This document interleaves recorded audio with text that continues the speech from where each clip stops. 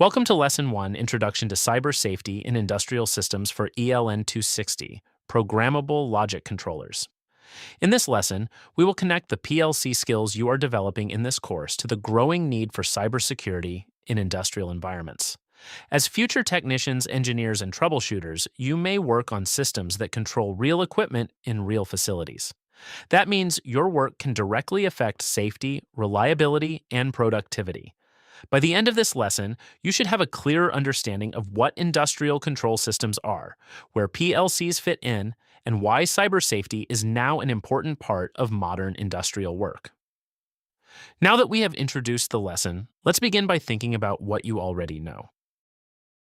Before we get into the lesson, take a moment to think about how familiar you already are with cybersecurity and how it connects to PLCs, HMIs, and industrial networks. Also consider this question: what could go wrong if someone changed PLC logic without approval? Even a small unauthorized change could affect machine operation, safety, and production. Keep that question in mind as we move through the lesson, because it connects directly to why cyber safety matters in industrial systems. Now, let's look at the learning goals for this lesson. By the end of this lesson, you should be able to explain what industrial control systems and programmable logic controllers are and describe where they are used. You should also be able to compare the cybersecurity priorities of information technology, or IT, and operational technology, or OT. In addition, you will define key cybersecurity terms in an industrial context and identify major security standards and frameworks used in ICS environments. These objectives will guide the lesson and help you focus on the most important concepts as we move through the material. To begin, let's start with the big picture and define industrial control systems. Industrial control systems, or ICS, are technologies used to monitor and control physical industrial processes. These systems include platforms such as SCADA, distributed control systems, and PLCs. They are widely used in industries such as energy, water, and manufacturing. In these environments, sensors gather information, controllers make decisions, and actuators carry out actions. Understanding how these systems work gives us a foundation for understanding why cyber safety is so important in industrial environments. Now that we have looked at ICS as a whole, let's focus more specifically on PLCs. Programmable logic controllers, or PLCs, are rugged industrial computers used to control machines and industrial processes. They replaced many traditional hardwired systems because they are more flexible, easier to modify, and better suited to automation. PLCs interface with field devices such as sensors, switches, motors, and actuators, allowing them to control a wide range of operations. In many ways, PLCs serve as the brains behind modern industrial automation. Now, let's look at where ICS and PLCs show up in the real world. Industrial control systems and PLCs are used in many critical industries. In power plants, they help generate electricity and manage energy systems. In water treatment facilities, they support the delivery of clean and safe drinking water. In manufacturing, they help control robotics and automated production equipment. In oil and gas, they are used to monitor and manage systems that move resources across long distances.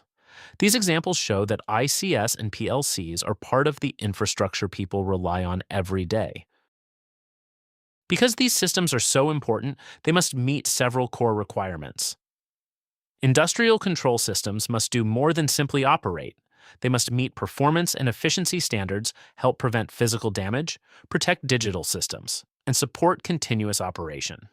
In industrial settings, a failure can affect not only data, but also equipment, production, and worker safety. That is why cyber safety in these environments must support both physical operations and digital protection. With that in mind, let's compare the priorities of IT and OT environments. Although IT and OT both involve technology, their cybersecurity priorities are different.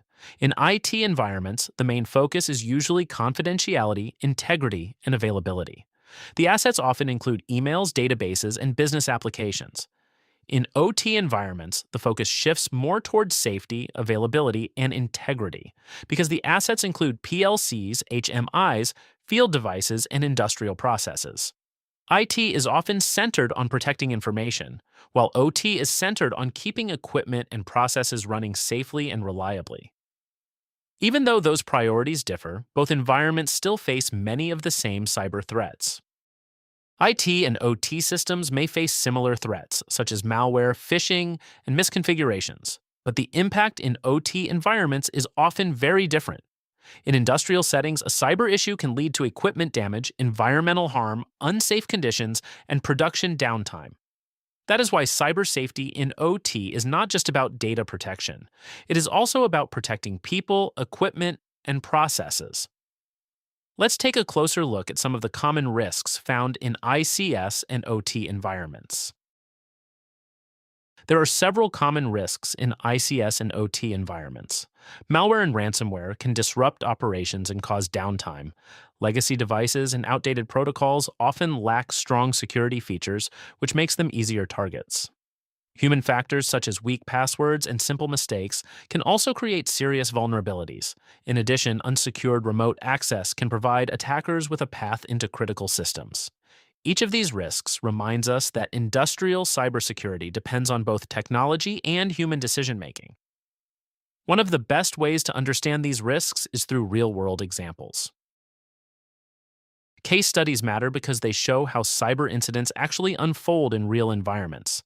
They help connect technical concepts to real consequences, such as damaged equipment, interrupted production, or unsafe conditions.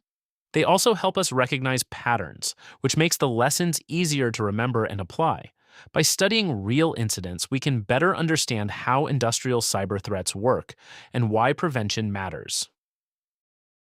Stuxnet is one of the most important case studies in industrial cybersecurity.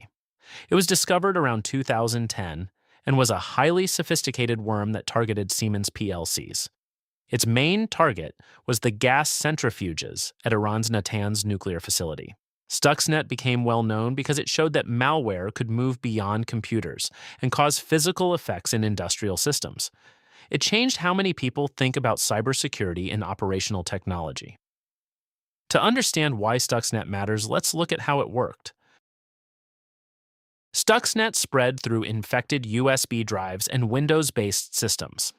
It specifically targeted Siemens Step 7 software used in industrial control environments. Once inside, it injected hidden logic into PLC programming sequences. At the same time, it sent false, normal-looking data back to operators, making it appear that everything was functioning properly. This combination of manipulation and deception made the attack especially dangerous. The impact of Stuxnet taught the industrial world some major lessons. Stuxnet damaged or disabled many centrifuges and affected operational capacity. More importantly, it proved that malware could physically damage critical equipment. It also showed how attackers can hide their actions by spoofing data and misleading operators. One of the most important lessons from Stuxnet is that PLC code can become a weapon if it is compromised. This case makes it very clear that cybersecurity in industrial systems is closely tied to real-world safety and reliability. Not every ICS problem is caused by a highly advanced worm, though. Sometimes the issue begins with simple human choices. Now let's look at a simpler scenario that highlights the human factor. Imagine a shared admin password being used across a PLC system. If that password is compromised, unauthorized users may be able to access and alter PLC logic. This example shows how something that seems small, like poor password management, can create serious cyber safety risks in an industrial environment. So what could actually happen if that shared password were compromised? If one shared admin password is compromised, several things could happen. PLC logic could be changed, machine operation could be disrupted, safety functions could be affected, troubleshooting could become more difficult, and production could stop unexpectedly. In industrial settings, weak password practices are not just an inconvenience. They can create real operational and safety problems. That raises an important question. Where do we go to learn how to secure PLCs correctly?